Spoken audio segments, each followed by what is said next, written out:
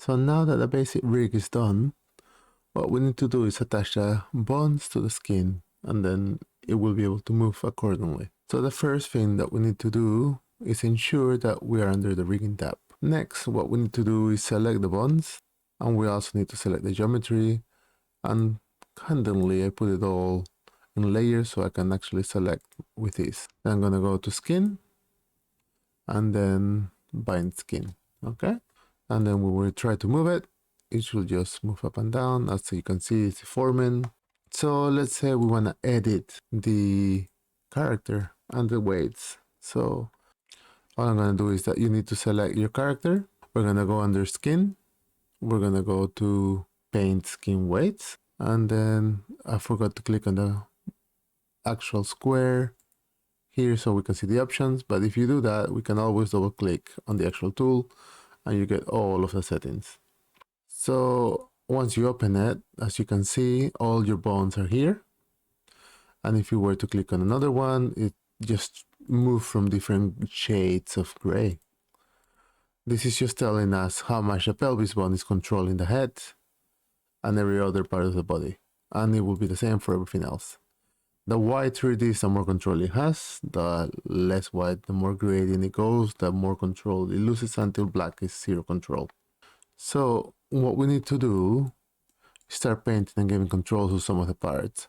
So we're going to start with the left knee, the left hip, which is this one here, because I want to make the knee bend appropriately. The first thing that I would like to do is actually paint the knee so I can explain how you should incorporate the values around it. So as you can see, I've selected the left hip bone, which is this one here, and we can see that it's controlling about 100 here, and then it just starts losing a bit of control, and it just goes down all the way to the ankle. If we were to grab the knee, it's the same, but the other way around. So what we are after is really being able to spread all this evenly, which will allow us to have a really nice movement. So let's see, value 5, which 0.5, which will mean that that's going to be 50%. And let me change the stroke or the brush size to something smaller, so maybe 2.5. Still too big. 0.1 seems a bit better. So when I start painting here, I am the left hip bone. You can see I'm giving 50% to the middle, yeah, 0.75. And if we were to paint it here, you can see how it's just increasing the opacity, well, the strength of how it's gonna move. And then last one will be 0.25%, and that will be for this one here. And as you can see, it's just getting darker and darker.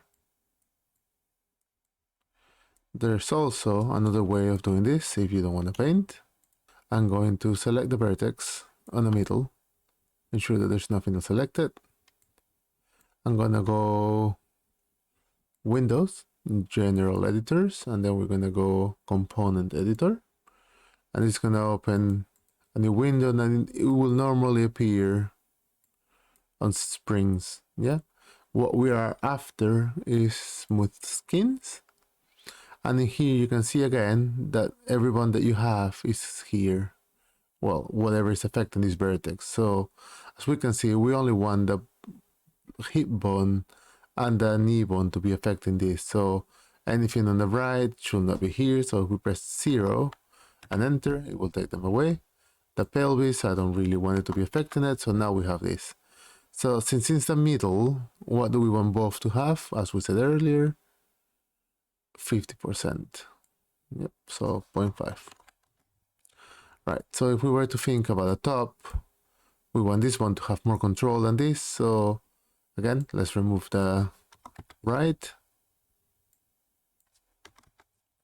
Let's go to pelvis, which we don't want control there. And then this is gonna be left hip 7.75, and the knee one's gonna be 25. Okay, so now if we were to test it, so let me grab this and drag it up, it's gonna move nicely in the front. However, if we look at the back, it's bending funny. So what we could do is go vertex mode again.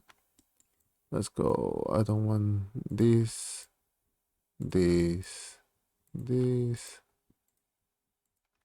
to move so funny. So let me select the last one. And then we're gonna see here, we don't want the right knee to affect it again. Let's turn it off. Right hip, also don't want it to affect it. And then the pelvis should not be affecting this. So in here, I want all this to be 0.5.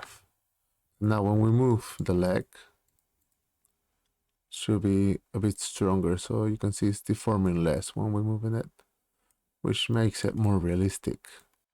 It is worth remembering that if you are going to do any sort of rigging, it's always good practice to select your controller with S and create a keyframe here. We're going to move it a bit, and then we're going to tell it where it's going to go. We can actually test how the skinning is working without you having to move it all the time. Spread S, and then we're going to move it a bit more.